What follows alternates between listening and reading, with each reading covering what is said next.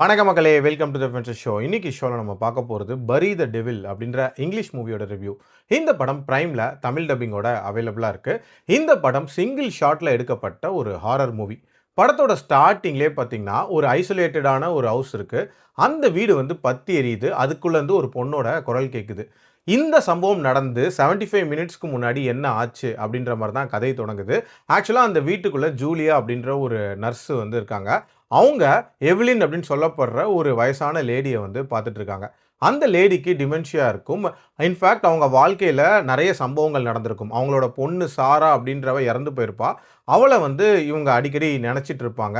Also அந்த நர்ஸே வந்து சாரா அப்படின்ற மாரி நெனச்சிட்டு இருப்பாங்க.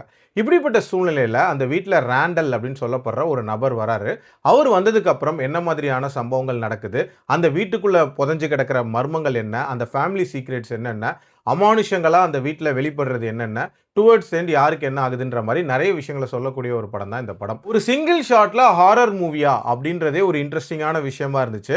அதுவும் எடுக்கணுமேன்னு எடுக்காம ஒரு ப்ராப்பர் பர்ப்பஸ்க்காக எடுக்கப்பட்டது அப்படின்னே நான் சொல்லுவேன். அதாவது ஒரு சம்பவம் நடக்குது. அதுக்கு 75 மினிட்ஸ்க்கு முன்னாடி என்ன நடந்துச்சு அப்படின்றத சீன் பை சீன் வந்து ப்ராப்பரா காட்டியிருந்தாங்க அப்படின்னே சொல்லலாம்.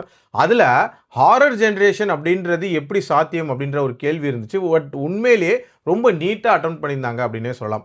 சில old style of horror generation தான். பட் எஃபெக்டிவாவே ஒர்க் ஆயிருந்துச்சு.